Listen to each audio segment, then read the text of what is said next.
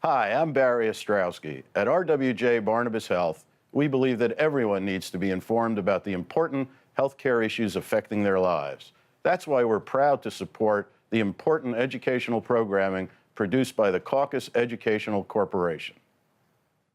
Funding for this special edition of One-on-One with Steve Adubato at NJIT has been provided by TD Bank, PSE&G, committed to improving New Jersey's economy and strengthening its communities.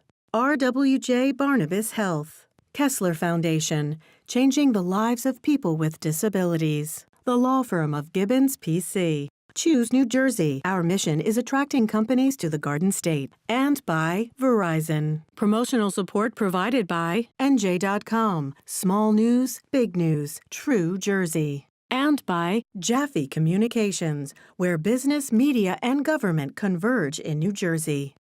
This is One-on-One. I'm an equal American just like you are. The jobs of tomorrow are not the jobs of yesterday. Look at this. You got this? Here it is, man. Look at that. Life without dance is boring. When you first heard that they were doing Charlie Rose and Gayle King, didn't you go, what? Do you enjoy talking politics? No. People call me because they feel nobody's paying attention. Our culture, I don't think, has ever been tested the way it's being tested right now. Such a good question. High five.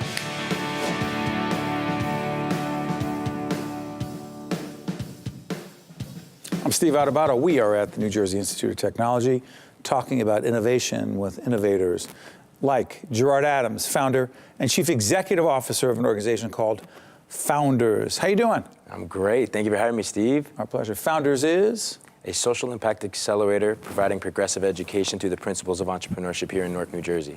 What made you start it?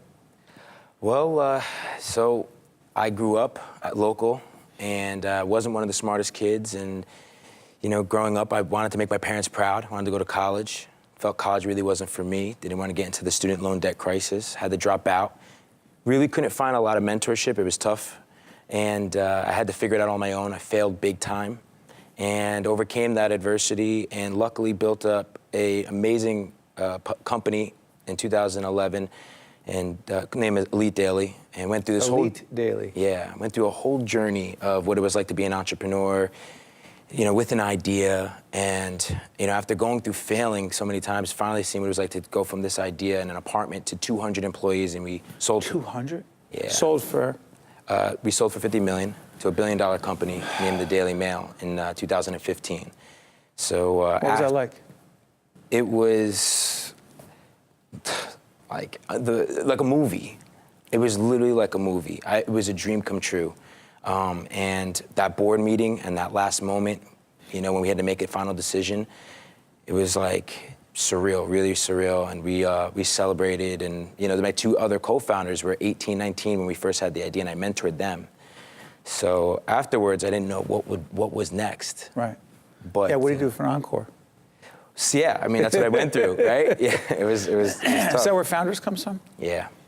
What is it, the idea of helping others and sharing what you've learned? Yeah, and bringing experts, bringing these entrepreneurs I've built relationships with and mentors I've been able to build relationships with over my career, and, you know, bringing them to Newark. And, by the way, why Newark? Well, my father went to Barringer High. My grandparents grew up here on Cutler Street. So, my grandparents grew up on Cutler Street. My father and mother went to Barringer High School. We are close to a wonderful old school, old First Ward, That's right, Little old League First Church. Ward. That's right, St. Lucy's Church, right? Yep. Yeah, so I heard all the stories growing up.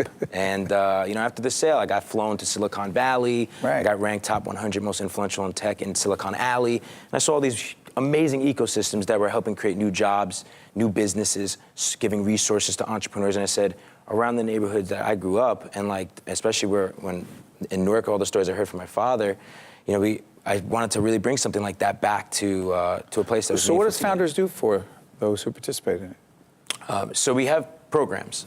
We bring different entrepreneurs and experts in, and we take them through a personal development course as well as business development, influencer development, and we do it inside of our incubator here in Newark. And we just launched our social learning platform. Social Learning platform, what does that mean? So basically, it's an online education portal so now that we can scale nationwide, and also a way for entrepreneurs that feel like they're alone and they don't know how to get the mentorship, they don't know how to get the online education, they can now join Founders if they can't make it to Newark. And that way, we're able to we want to see Founders start here in Newark, but we really believe they should be in every community nationwide.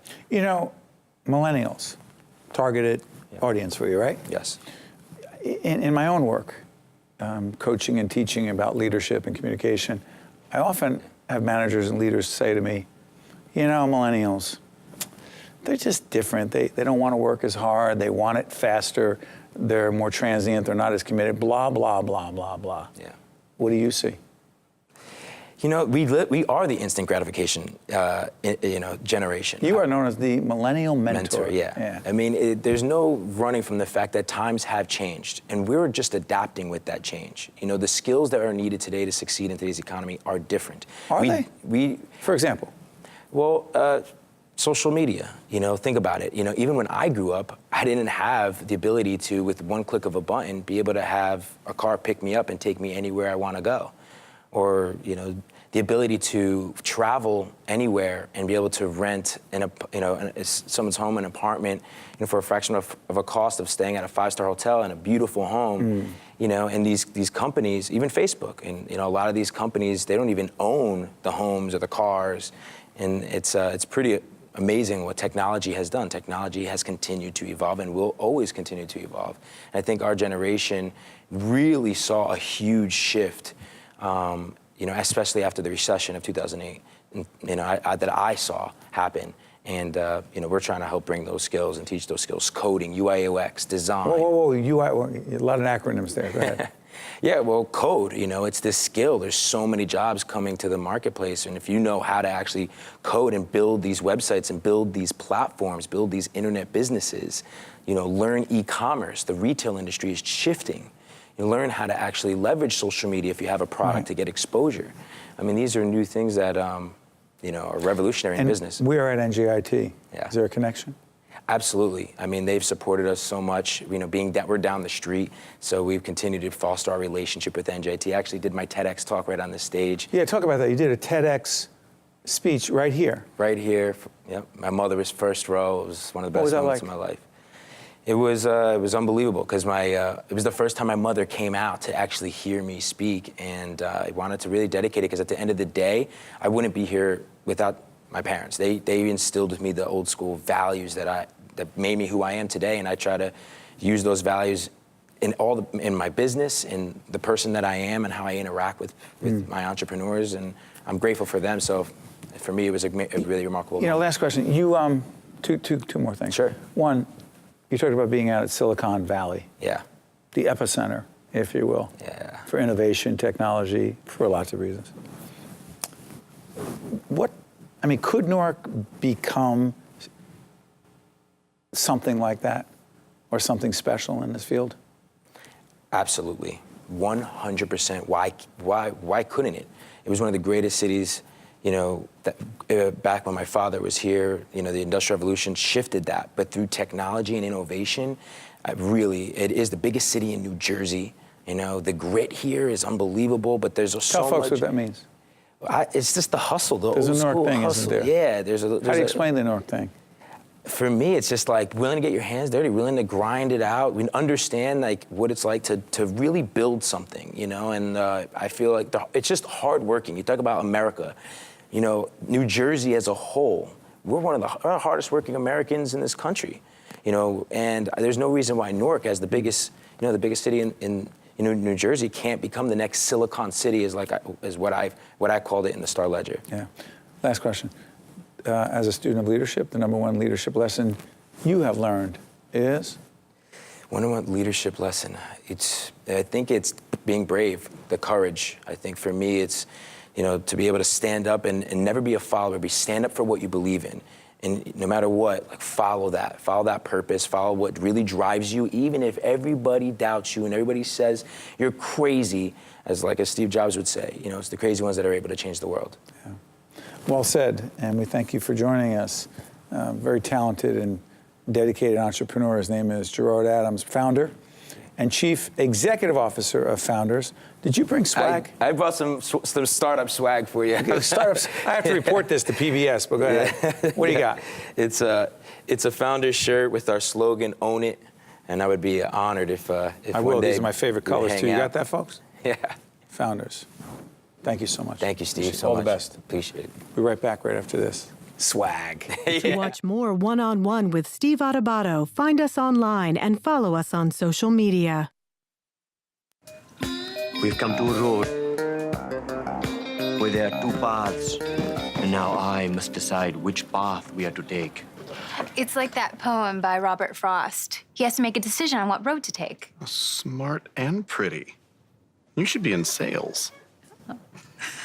Right, before we start deciding on paths, can we decide on lunch? It's gonna take 45 minutes to get here. My stomach is rumbling.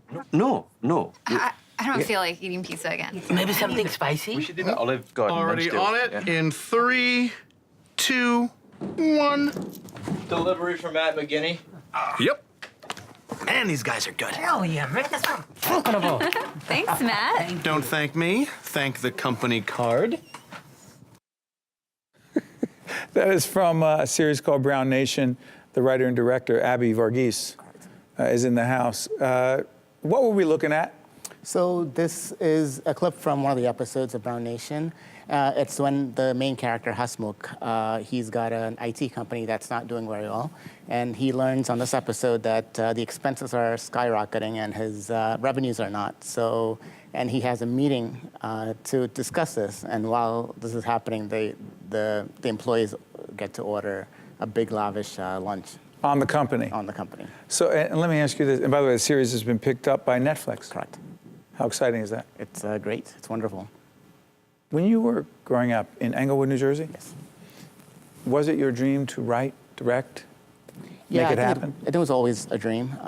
But you know, being from like a South Asian family, I always stay away from the arts and did something that was a little bit more, I guess, average and normal, having like a 9-to-5 job. Wasn't your passion? It was never my passion, no. It was but I went to Rutgers. I got a business degree and went the 9-to-5 route for about like 3-4 years. But I was always creating YouTube videos on the side. And one of the videos that we'd done, it was like a web series that we'd done. It really became big in India, and we had about like 42 million hits. And 42 million? Yeah, we had 42 million hits on our page, and it kind of like took like a wildfire. Is that what the impetus of this came from? Yeah, it is. So that was like geared towards more of an Indian crowd, where like, and then what does that mean? So it was like a regional language that was like not in English. So it was about a show that took place in Jersey. It was a show that took place in Jersey, but it actually was live in New York, in India. So one of the things that struck me in reading about you is that you had talked about the fact that there are not a lot of television series, or it can't be called television anymore, series that appears on some platform about the Indian American community. Yeah, I felt that at that time, and we were doing Brown Nation about 2 years ago when we were pitching it out, there wasn't. Now, I think there's been a couple of them, like the Aziz Ansari show. There's been Quantico. So things are happening, but when we started out, there wasn't much. And one of the reasons why we got into Brown Nation was because of that. Because no one was telling these stories. We had a lot of like Modern Family, The Office, but we felt that we needed to say something. And it wasn't to push diversity at all. It wasn't. It was actually just to say like a story that we liked, that we found funny, and no one was saying. So I feel there's a lot of people that are trying to push diversity, but I don't think that's the right way of doing it. It's not the way of doing it. Well, let me ask you this. I'm not going to turn this into a social policy discussion, but what are some of the biggest misconceptions that most of us who do not come from your background have about those who do come from where you and your family comes from? I feel like it's, I guess there's a lot of things What don't in we India. understand? I guess it's there's a lot of cultures within the country. And I think whenever I see like sitcoms about Indians, it just kind of gets grouped into one. Where that's what we try to do a little bit different in Brown Nation. there's about like 26 different languages in India. What? Yeah, 26 different languages. Really? And one of our characters speak different languages in Indian. So we have someone who speaks Gujarati, has someone who speaks Malayalam. And these are like the intricate details that a lot of people miss. And we kind of like throw that, not to like teach anyone, but just so the authenticity is there. And the young lady who we saw in here, the very talented and beautiful young lady, who is she? Chandra. So she is in Code Black. She's in a couple of other sitcoms right now. When you recruited for the series, who and what were you looking for? We were looking for some things that were very different than what we've seen before, like an outsourced or like a Kunal and I from like Big Bang Theory. So we were trying to make it a little bit more authentic in terms of the casting and people who we haven't seen. So the main cast guy, like the Raj Verma, who came in, who's Who is the it lead. right there? Which one? He is on the other side. So he's the meeting, who's actually giving out the meeting. Got it. He is from New Zealand. He was born in New Zealand, came to New York and did theater. So we've, I kind of found him on like an off-Broadway show, and we've realized, man, he was doing some serious stuff, but we felt that comedy was probably a better thing for him. The New Jersey connection to all this, what is it? We shot in New Jersey. We shot the entire series in New Jersey. We shot my previous web series in Jersey. So, and the story kind of takes place around New York and New Jersey. New Jersey matters to you? It definitely does. Why? Because I grew up here. It's something that that's in me, and I always feel that it always gets a bad rap on films and everything. But I feel like it's very diverse. You go to like Edison, you see a pocket of Indians. You go to Fort Lee, you see a lot of like Asians. So there's a lot of pockets that I think it's very interesting, and no one's really talking about these diversities within Jersey. You are. Finally, what's next for you? I want to do more series. I've just finished another series called Metro Park, and it actually deals with Metro Park? It's called Metro Park, and it actually deals with the South Asian community in Metro Park. Off of exit 130, or is it 131? 13. No. 13 from 11. Sorry, 11. Listen, we're going to do. See, you're talking about the Turnpike. Only Jersey people would do something like this. On the Parkway, help me on this. Search. I believe it's exit 130. It's either 130 or 131. Or 131. Yeah. The only people who would do this are Jersey people. But listen, thank you so much. And Abi, the series is called Brown Nation, Netflix. Yes. And we wish you nothing but the best. Congratulations. Thank you so much. Stay right there. Thank you. Be right back, right after this. To see more one-on-one with Steve Adubato programs, visit us online at steveadubato.org. If you would like to express an opinion, email us at info@caucusnj.org. Find us on Facebook at facebook.com/Steve Adubato, Ph.D. and follow us on Twitter at Steve Adubato.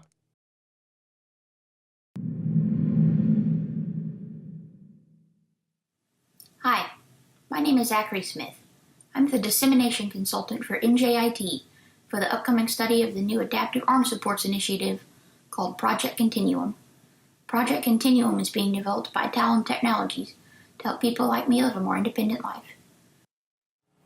Wow. Now we're going to find out more about that research. We were joined by Dr. Madeline Corrigan, who is a Postdoctoral Research Associate at the Department of Biomedical Engineering here at NJIT. Good to see you. What were we just looking at? Thanks for having me. So what you're looking at there is an individual that we have involved in one of our research projects. And as you can see from the video, he is actually an individual with Duchenne muscular dystrophy. Duchenne muscular dystrophy. Correct. And one great thing about our project and sort of my philosophy on research and development is ensuring that the user of whatever product we're developing is involved in every step of that process. How so? In defining user needs and sort of being a checkpoint along the way to make sure we're properly meeting those needs. It can't be about what a researcher thinks somebody wants or a creative way that they may think solves a problem. It's about making sure that these individuals find a real use, and not only that it could potentially solve a problem, but that it can fit into their lives in a way that's unobtrusive and doesn't provide any additional barriers in other aspects of their lives. This research, potentially improving the quality of life for those who who are dealing with muscular dystrophy. Why does this matter to you so much? This matters to me because I really got involved in this research for a very personal connection that I had to the community already. 13 years ago, back when I lived in Minnesota, I started volunteering for the Muscular Dystrophy Association summer camps, which is a set of camps across the country where for a week-long overnight camp, kids with neuromuscular conditions can come and just be kids without barriers. I've been volunteering there now for 13 years. It got me very interested in assistive technology and sort of this specific community. And then in college, I ended up being paired with a roommate who just so happened to be a former camper at that camp, and we became quick friends and lived with each other for the next 3 years through college. And that just further instilled in me the importance of assistive technologies to allow these individuals to live their lives instead of spend their energies trying to manage disability. You know, it's so interesting. We're talking here at NJIT, New Jersey Institute of Technology, about a lot of our conversations have been about innovation, research, innovation, technology. But the human piece of that often gets missed. People often don't understand that very often that there's a human connection. And you embody that. I appreciate that. Is that why you got into this? It's absolutely why I got into it. I didn't get into it with necessarily an initial interest in wanting to be an engineer. I'm fascinated by engineering. Exactly. No? I am fascinated by it, but it's something that grew because I came in saying, there's this need. What is it that I can do with my life to potentially serve that need? And there's a lot of research being done here and at other universities that's really groundbreaking, exciting, it's sexy.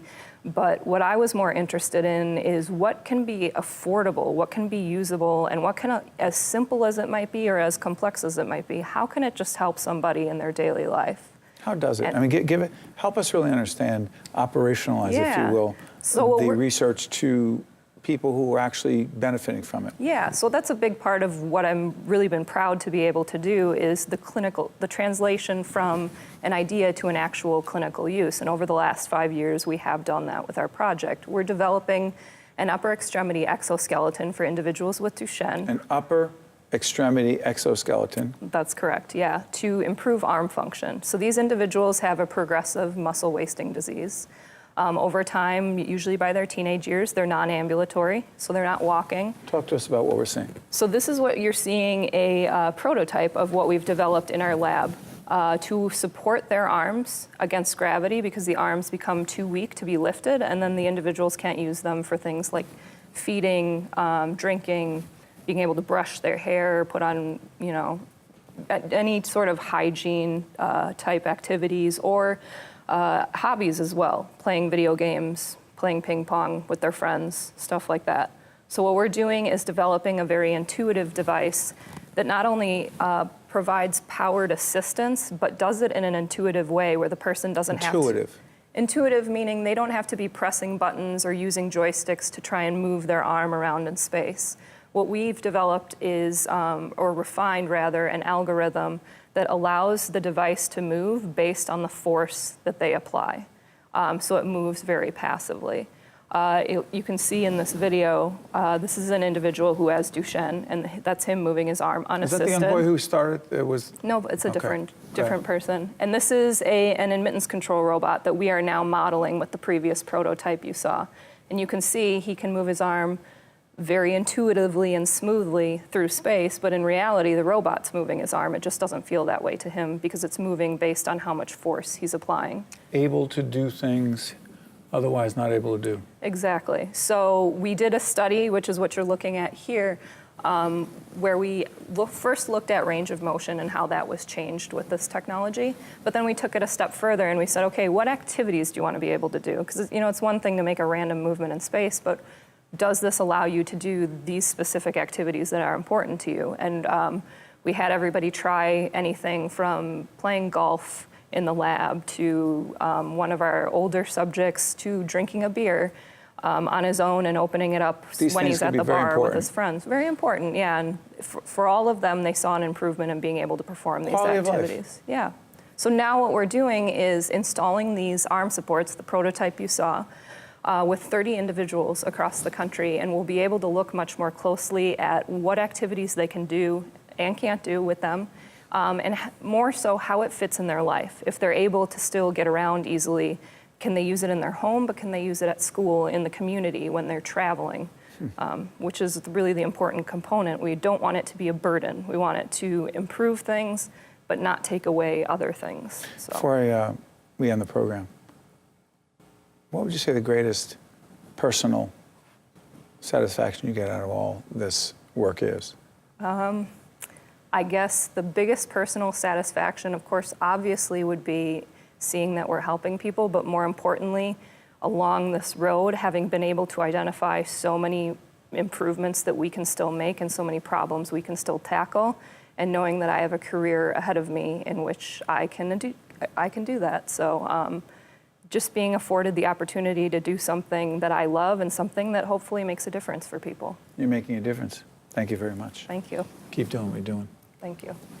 That was great. Thank you. It really was. Appreciate it.